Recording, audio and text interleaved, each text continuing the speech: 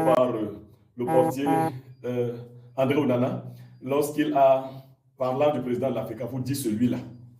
Oui, on peut le dire. Vous pouvez estimer que vous n'avez pas besoin de prononcer le nom d'une personne, soit parce que vous estimez que votre niveau d'animosité ne vous permet plus de prononcer son nom. Mais je vais aller même plus loin pour vous. Du point de vue de la mystique, les gens peuvent se croiser à un certain niveau et il devient dangereux pour vous de prononcer le nom de quelqu'un en public.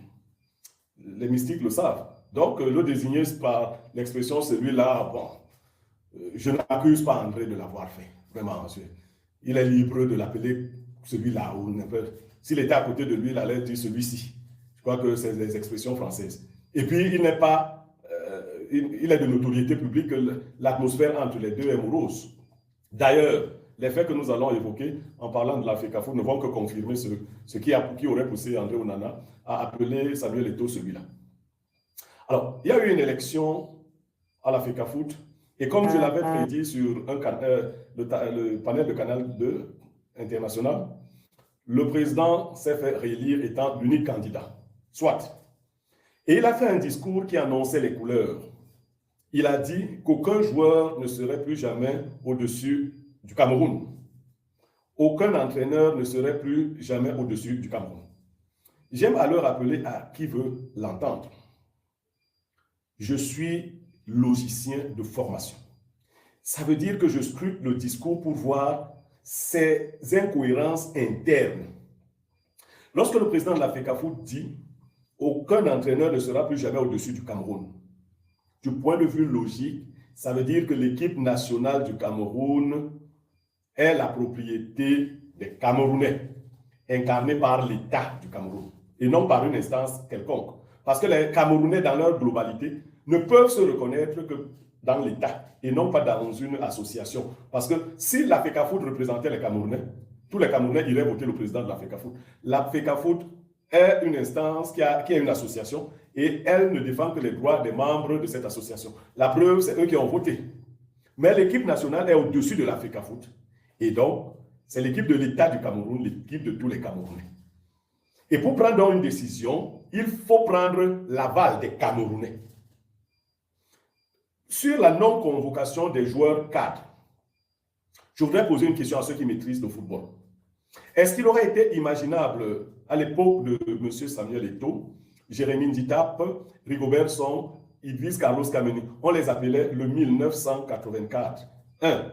Kameni, 9. Eto'o, 8. Nditap et 4 Song. C'était les grands cadres. Est-ce qu'il aurait donc été imaginable à cette époque qu'un président de la fédération décide à l'occasion d'une Coupe d'Afrique des Nations d'éliminer, de mettre hors jeu ces 4 joueurs cadres? Non. Pourquoi? Parce que ce président de l'AFECAFOOT se serait mis au-dessus du Cameroun et des Camerounais. Donc, en fait, dans le discours que nous avons suivi, celui qui est désormais au-dessus de tout, au-dessus de tous les Camerounais, c'est le président de l'AFECAFOOT, Samuel Eto'o fils. Mais bon, c'est-à-dire, vous ne pouvez pas me dire que vous êtes content qu'Aboubacar ne soit pas convoqué, même ne serait-ce que pour sa fin de carrière, pour les services rendus. Vous ne pouvez pas me dire que vous êtes content que Jackson Tchatchoua ne soit pas convoqué. Vous ne pouvez pas me dire que vous êtes content que André Onana ne soit pas convoqué. Vous ne pouvez pas me dire que vous êtes content que Zambo Anguissa, après avoir qualifié les Lions indomptables pour la CAN, ne soit pas convoqué. Ainsi de suite, ainsi de suite. Je ne vais pas évoquer le nouvel entraîneur David. Non, il n'est en rien responsable de cette liste. Il ne peut pas faire, il n'a pas la, il ne peut pas manquer de tact à ce point. Mais ce qu'il faut dire pour rassurer les gens, c'est que si l'État laisse faire pour certaines raisons, il va bien falloir que l'organisation décidée par le président de l'AFECAFOOT satisfasse les Camerounais. C'est-à-dire qu'il n'a pas d'autre choix que d'aller gagner cette Coupe d'Afrique. Vous savez, quand vous avez beaucoup de gloire, quand vous êtes très apprécié, à un moment donné, vous pouvez penser que le peuple qui vous apprécie n'a plus les moyens de vous condamner ou de vous mettre au tribunal. Non. Le peuple, il vous élève, il vous glorifie, ensuite il vous lâche et il vous humilie quand vous ne savez pas lui être fidèle, quand vous ne savez pas garder la tête sur les épaules. Ça, c'est ce que je vais dire relativement à la question de la FECAFOOT. Je dis bonne chance à ceux qui ont été convoqués. Que l'équipe du Cameroun aille à la CAN et la remporte parce que les convocations ont été faites par l'un des plus grands joueurs du monde, qui est aujourd'hui président de la Fédération camerounaise de football. C'est lui qui a fait les convocations.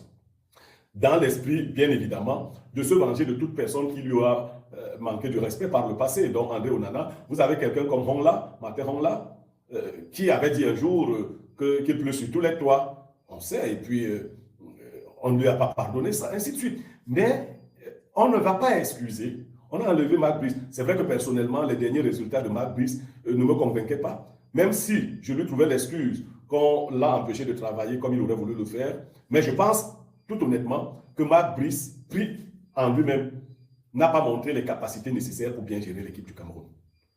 Je pense qu'il était assisté de M. Mounouga qui était plus performant. Et le meilleur joueur du monde a compris qu'il fallait l'amputer de son assistant pour le rendre inefficace. Il a réussi. Et aujourd'hui, les Camerounais sont contents, pour certains, pas tous. Nous sommes bien divisés. Aujourd'hui, le football n'est plus ce qui nous unit, c'est ce qui nous divise. Mais moi, je voudrais souhaiter bonne chance à la sélection faite par le président de la Fédération camerounaise de football. Pour une fois, on va assumer qu'un président de la Fédération de football, parce qu'il a été l'un des meilleurs joueurs du monde, a sélectionné les joueurs camerounais pour la CAN. Bonne chance. Mais nous ne voudrions pas entendre ici